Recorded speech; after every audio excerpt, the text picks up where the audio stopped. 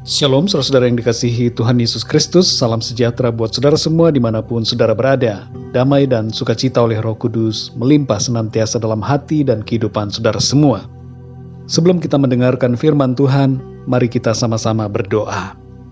Bapa kami yang di sorga, Bapa di dalam nama Tuhan Yesus Kristus, terima kasih kami naikkan kepadamu karena kasih-Mu yang tidak habis-habisnya dalam hidup kami. Kebaikan-Mu selalu Tuhan limpahkan bagi kami. Saat ini kami mau mendengar firman-Mu. Berbicaralah ya Tuhan kepada kami semua. Kami mau mendengar. Dalam nama Tuhan Yesus Kristus kami berdoa. Haleluya. Amin. Saudara yang dikasihi Tuhan, ayat renungan kita pada saat ini terdapat di dalam Markus 1 ayat 15. Tertulis demikian. Katanya, waktunya telah genap. Kerajaan Allah sudah dekat. Bertobatlah dan percayalah kepada Injil. Saudara yang dikasihi Tuhan, perjalanan sejarah manusia di bumi ini dari sejak awal tidak lepas dari rencana penyelamatan Tuhan atas manusia ciptaannya. Sejak semula, Allah sudah mempunyai rancangan penebusan dan keselamatan untuk semua orang. Adam dan Hawa jatuh ke dalam dosa dan membawa kita semua masuk ke dalam keadaan yang berdosa. Segala kecenderungan hati manusia adalah jahat semata-mata. Tidak ada yang benar, seorang pun tidak. Semua orang telah berbuat dosa dan telah kehilangan kemuliaan Allah. Tidak ada satupun yang bisa menyelamatkan dirinya untuk mencapai Allah yang Maha Suci dan Kudus. Dosa sekecil apapun tidak bisa membuat kita masuk ke dalam hadirat-Nya yang kekal. Siapakah yang dapat melihat Tuhan? Hanya orang yang suci hatinya dan bersih tangannya. Kita tidak bisa melakukan sesuatu untuk membuat diri kita suci dan layak masuk ke dalam surga dan terbebas dari hukuman. Ketetapan Allah sudah dibuat. Upah dosa ialah maut. Dosa Adam menjalar ke semua umat manusia sampai kepada kita hari ini. Perbuatan baik dan kesalehan kita tidak bisa membuat kita layak di hadapan-Nya.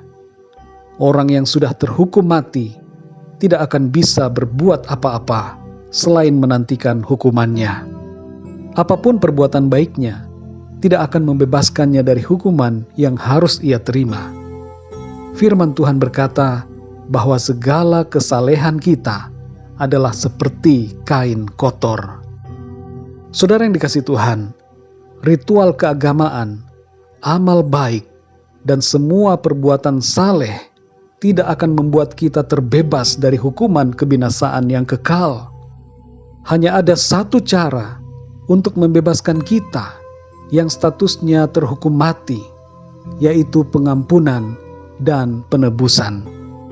Allah mau mengampuni kita, tapi pengampunan tanpa penebusan berlawanan dengan asas keadilan dan ketetapan hukum-Nya. Allah akan menjadi hakim yang tidak adil bila membebaskan orang yang bersalah begitu saja. Sebab Allah sendiri telah menetapkan bahwa upah dosa ialah maut, dan Allah tidak mungkin mengingkari hukum-Nya sendiri. Allah yang maha adil akan berlaku tidak adil pada hukum-Nya bila Ia mengampuni dan membebaskan kita yang berdosa. Tapi syukurlah, Allah yang maha adil itu juga adalah Allah yang maha kasih. Ia mau mencurahkan kasih dan pengampunan-Nya bagi kita dengan cara menyediakan suatu korban tebusan bagi diri kita. Korban tebusan itu bukanlah binatang, karena binatang tidak dapat menggantikan manusia. Korban itu juga bukan uang atau harta, karena uang dan harta tidak bisa disamakan dengan seorang manusia. Manusia harus ditebus oleh manusia. Nyawa ganti nyawa. Tapi manusia manakah yang dapat menebus manusia berdosa? Manusia yang berdosa tidak dapat menjadi tebusan bagi manusia yang berdosa, karena ia juga adalah berstatus terhukum. Harus ada manusia yang suci tanpa dosa, yang menjadi korban tebusan bagi semua manusia yang berdosa. Semua keturunan Adam tidak dapat menjadi korban tebusan. Nampaknya tidak ada harapan bagi kita. Tapi syukurlah, Allah yang maha adil dan maha kasih itu juga adalah Allah yang maha kuasa.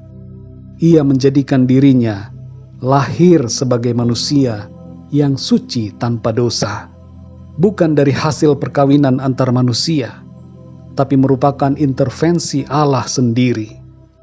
Ia lahir dari seorang perawan bernama Maria, menjadi seorang manusia yang suci tanpa dosa. Allah yang tidak terbatas itu menjadikan dirinya terbatas dalam tubuh manusia. Namun kehadirannya dalam tubuh manusia tidak membuat sorga kosong, sebab Allah maha hadir. Ia hadir dalam rupa manusia di bumi, dan ia juga hadir di dalam sorga. Ia hadir dalam alam semesta, sebab ia maha hadir. Inkarnasi Allah menjadi manusia adalah peristiwa satu-satunya. Allah yang suci itu menjadi pribadi manusia yang suci, dan dengan demikian ia menjadikan dirinya memenuhi syarat untuk menjadi korban penebusan bagi manusia ciptaannya. Penyaliban dirinya merupakan rencana penebusannya bagi semua umat manusia sejak awal penciptaan sampai akhir zaman. Semua orang yang berdosa telah ditebus oleh kematiannya di kayu salib. Darah yang suci itu tertumpah ke bumi.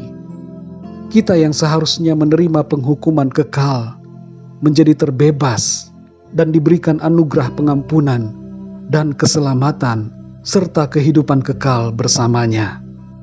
Semua belenggu kita sebagai terhukum telah terlepas. Kita menjadi bebas karena tindakan kasih Allah di dalam Tuhan Yesus Kristus. Hari ini saudara, firman Tuhan ini berbicara kepada kita semua. Bertobatlah dan percayalah kepada Injil. Injil adalah kekuatan Allah yang menyelamatkan setiap orang yang percaya. Injil adalah kabar keselamatan.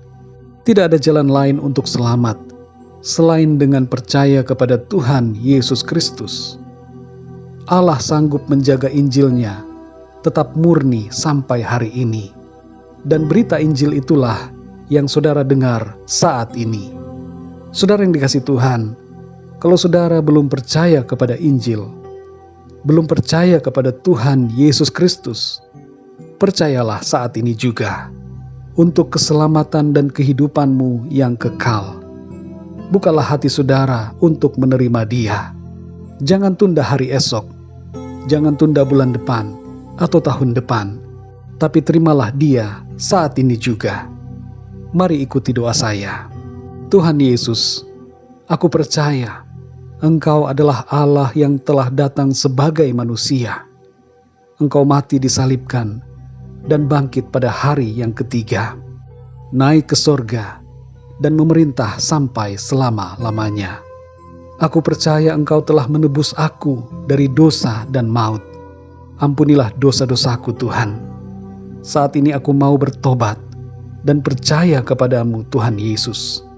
Masuklah dalam hidupku dan pimpin aku untuk setia dan taat kepada firman-Mu.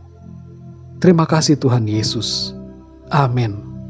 Saudara yang dikasihi Tuhan, bagi saudara yang sudah percaya kepada Tuhan Yesus, saudara adalah ciptaan yang baru. Saudara sudah dipindahkan dari maut kepada hidup.